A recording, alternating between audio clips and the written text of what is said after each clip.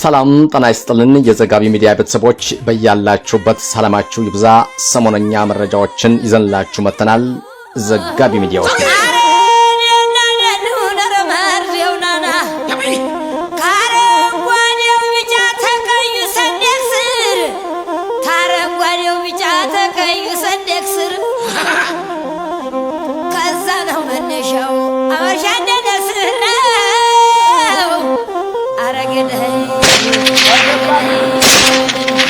ኦፕሬሽን አካድ የአንድ ሳንቲም ሁለት ገጽታ የሆኑት የአማራ ፋኖ ብሔራዊ ኃይል ምስራቅ አማራ ቀጠና ምኒልክ እዝ ልጅ ኢያሱ ኮር የጎፍ ክፍለ ጦርና ደቡብ አማራ ቀጠና አሳምነው እዝ አጼ ዘርዓ ያዕቆብ አንደኛ ኮር ብርኩ የደምሴ ክፍለ ጦር በቅንጅት በኩታ ገጠም የወሎና የሸዋ ቀጠናዎች የጥላትን ቅስም እየሰበሩ ታላላቅ ኦፕሬሽኖችን ሰርተዋል። እነዚህ የጎፍና ብርኩ ደምሴ ክፍለ ጦሮች በወሎ ቀጠና በኦሮኢሉ ጃማና አልብኮ እንዲሁም በሸዋ ቀጠና ግሽ ወረዳ ከተሞች ድረስ ዘልቆ በመግባት ትንግርታዊ የሆኑ ጀብዶችን ባለፉት 2 ዓመታት ሲፈጽሙ ቆይተዋል። ክፍለ ጦሮቹ በበሳል አመራር የተመሩ በቅንጅት የጋራ እቅድ ያወጡ የጥላትን ስስብልት እያጠኑ በሚሰሩት ኦፕሬሽን የሚታወቁ ሲሆን ህዳር 15 2018 ዓ.ም የሰሩት ኦፕሬሽን አካድ ግን እጅን በአፍ ያስጫነ ድንቅ ኦፕሬሽን ሆኖ በታሪክ ድርሳን ላይ ተመዝግቧል። ኦፕሬሽን አካድን ተግባራዊ ለማድረግ የጎፍና የብሩክ ደምሴ ክፍለ ጦር ዘመቻ ኃላፊዎች የፋኖ አባላትን እንኳን ሳያውቁ አቅደው የመሬት ካርታ ሰርተው ከጨረሱ በኋላ ጠላት ሀገር ሰላም ብሎ በተኛበት በ3 ግንባር ከበባ ውስጥ በማስገባት ኦፕሬሽኑን አሃዱ ብለው ጀመሩ።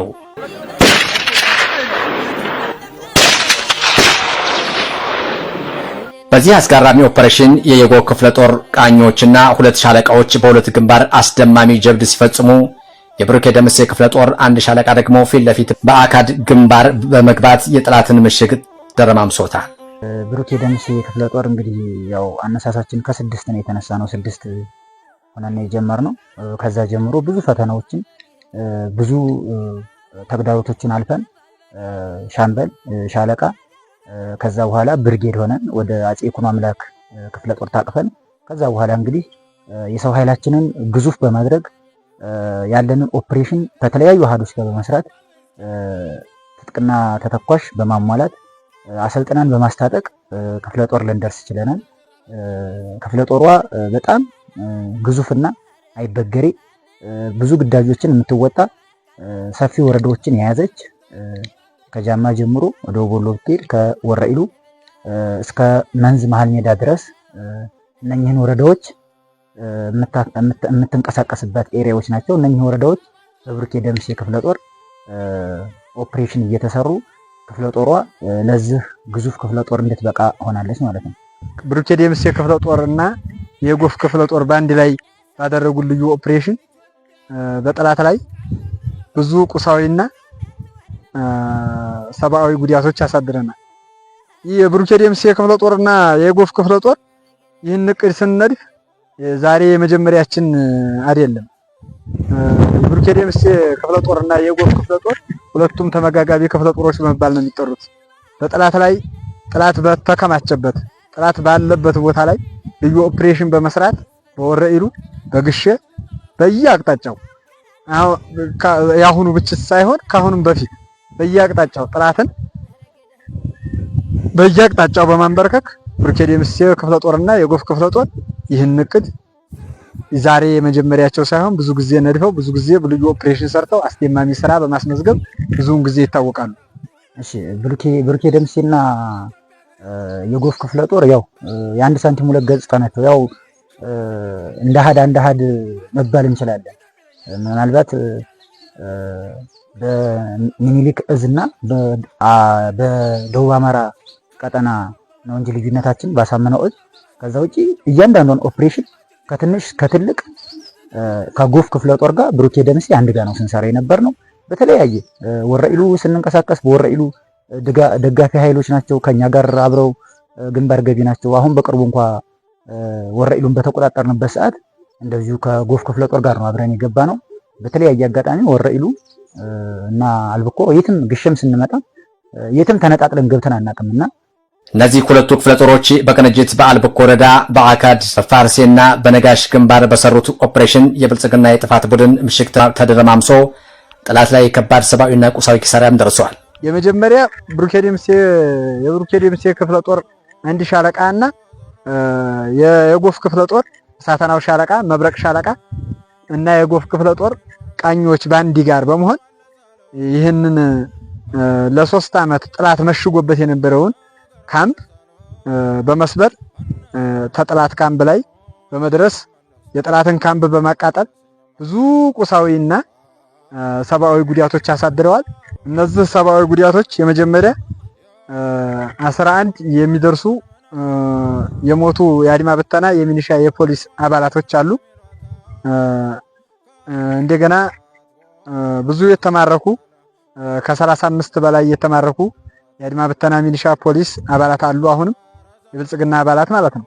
ቁሳዊ ጉዳቶች ላይ ስንደርስ ቁሳዊ ጉዳቶች ብዙ የተማረኩ መሳሪያዎች አሉ። ከ11 በላይ የተማረኩ መሳሪያዎች አሉ። ከሙት ላይ የተነሱ ማለት ነው። ከ11 በላይ የተነሱ ከሙት ላይ የተነሱ መሳሪያዎች አሉ። የተማረኩም እንደዛው ከ35 በላይ የሚሆኑ የተማረኩ መሳሪያዎች አሉ። ይህንን ቁሳዊ ጉዳት በተመለከተ የብሬን ተተኳሽ እስከ ሸንሸሉ ተገኝቷል። ብዙ ነገሮች የተገኙበት አስደማሚ ጀብድ ነው የተሰራው በዛ ልዩ ኦፕሬሽን ማለት ነው። ወደ ሳልመኔ ተንቀሳቅሰናል። እንግዲህ ሳልመኔ የተንቀሳቀስነው ልዩ ኦፕሬሽን ለማጥቃት ነው። እንደስከዛሬው ለመከላከል ወይም ደግሞ ራስን ለመጠበቅ አይደለም። ጠላት ላይ በተኛበት እንቅስቃሴ ተደርጎ እንዲመታ ነው የተደረገው እና ብሩኬ ደምሴና የጎፍ ክፍለ ጦር የማይለያዩ የአንድ ሳንቲም ሁለት ገጽታ ናቸው እና ኦፕሬሽኑ የተሳካና የተሳለቀ ነበር። እንግዲህ ኦፕሬሽኑ ቀን ነው የተጀመረው። የቀኑ ውጊያ ነው። ቀጥታ ማጥቃት ነው የተደረገው። በኦፕሬሽኑ እንግዲህ ብሩኬ ደምሴ አንድ ሻለቃ፣ የጎፍ 2 ሻለቃ አሳትፈን የገባንበት ግዳጅ ነው። ቀለል አድርገን የገባ ነው። እንግዲህ የገጠመን ጠላት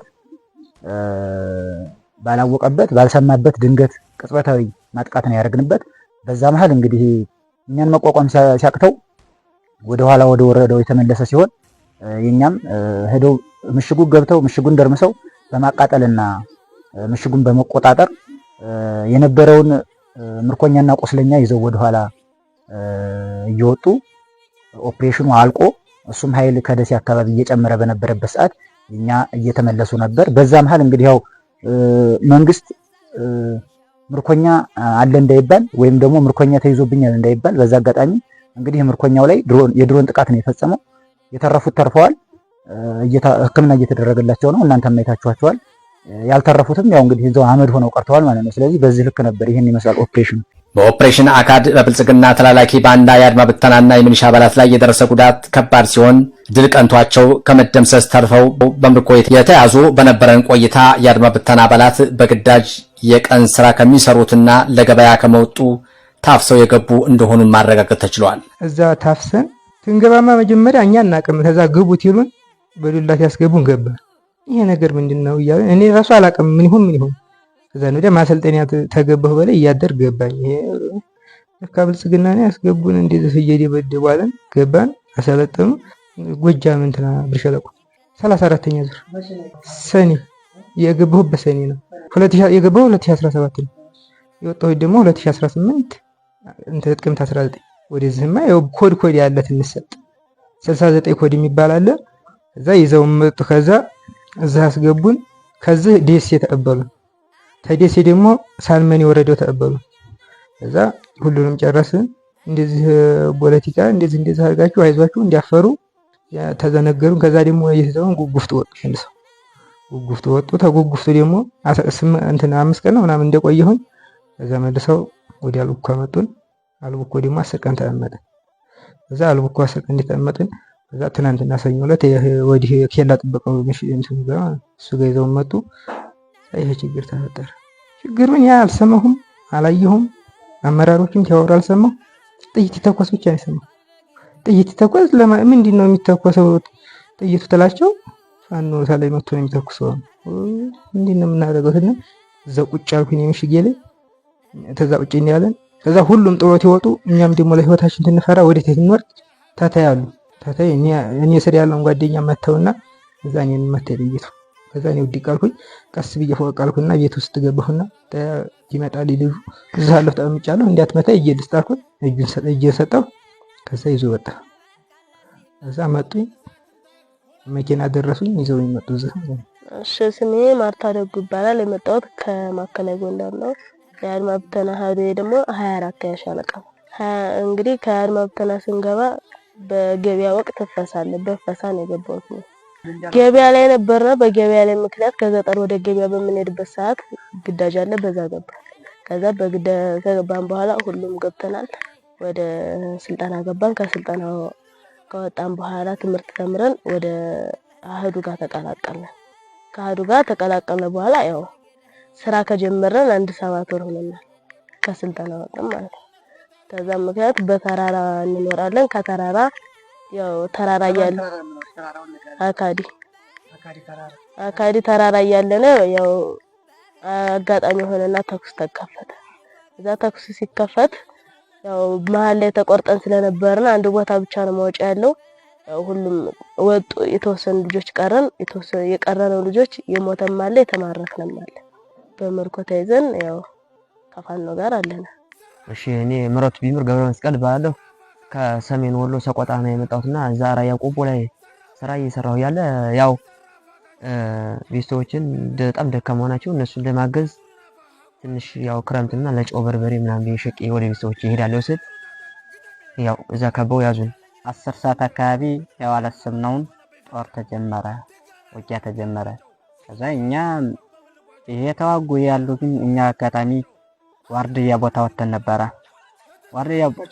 ዋርድያ ቦታ ወጥቼ ኖሬ እኔ ከዛ ለሱ አስረክቤ ከመውጣቴ ያው ተኩሱ ተጀመረ 10 ሰዓት ተኩሱ ሲጀመር ከዛ እኔ አጋጣሚ ወደ ነው ያልኩ ነበር እሱም ዋርድያ ቦታ ነበር ጉድጓዳ ነው ያለ እዛ የተታኮሰ ያሉ አባሉ በሙሉ የተታኮሰ ያለ እኔ አጋጣሚ እሱን ሳይው ብቻውን ሆነ ከዛ እኔ ወደሱ ርጬ እየተንከባለልኩኝ ከሱ እጄ ተጨመርኩ ጓደኛዬ ያቱም ብቻውን ሆኖብኝ ነው ብቻውን ሲሆንብኝ እጄ ተጨመርኩኝ ከዛ ያለውን ነገር ቁጭ ብለን ጎድጓዳ ስለሆነ ማየት ማልቻልን ከዛ አባላችን ጥሎን ሄዷል ከዛኛ ብቻችን ነው እነዚህ ምርኮኞች የአድማ ብተና አባላት ፋኖ ያደረገውን አስገራሚ ኦፕሬሽንና ያደረሰባቸውን ኪሳራ በአንደበታቸውም እንዲህ ሲሉም ይገልጻሉ ከተያዝኩ በኋላ መንገድ ላይ ተሰልፈን በምንሄድበት ሰዓት ላይ ድሮን ጣላ በድሮን ያው ግማሻችን ቆስለናል ድሮን ላይ አደጋ ላይ ደረሰብኝ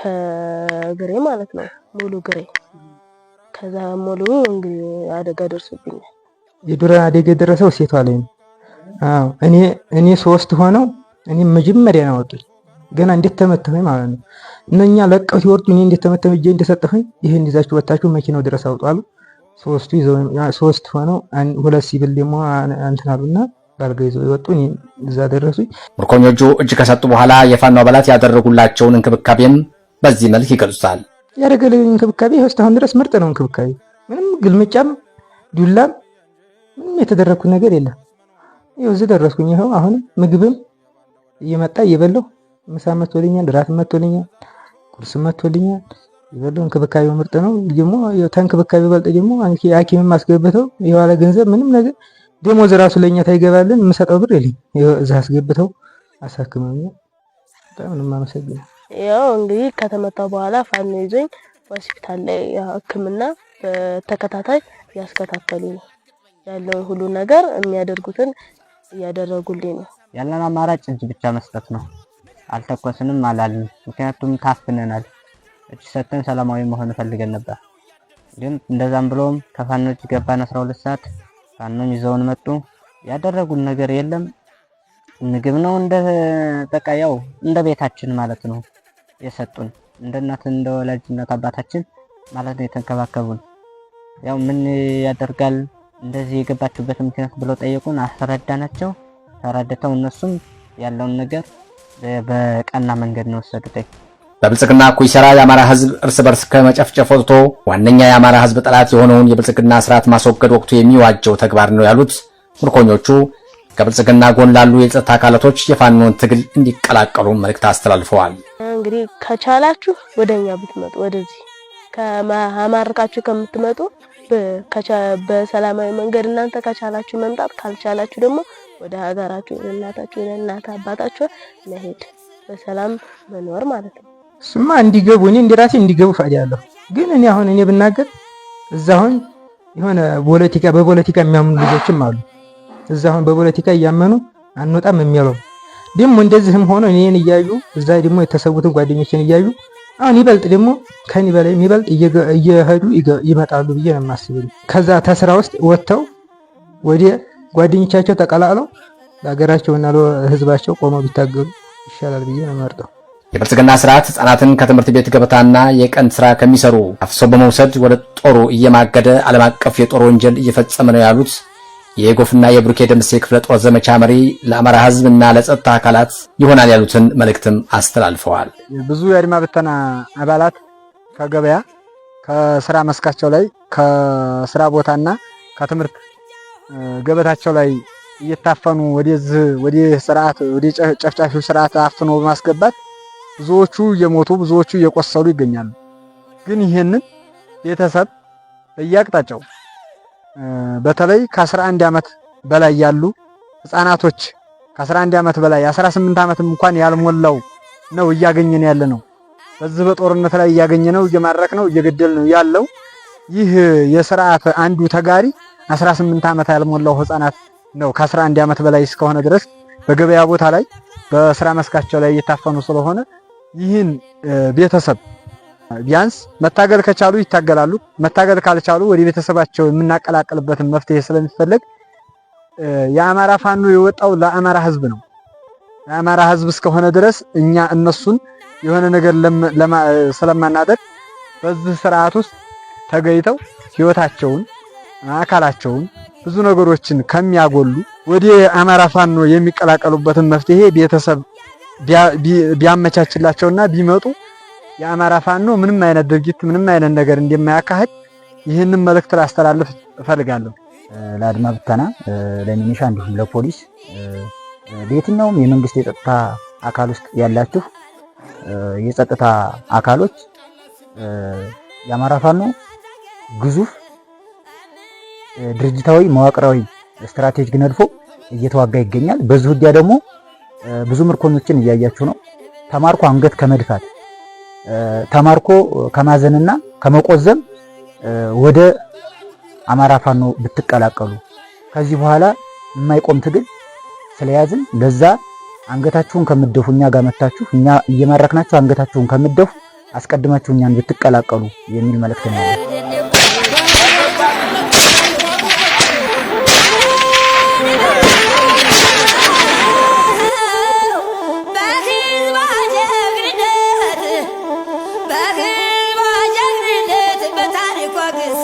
ታከናንባለች ለጠላቷ ሽንፈት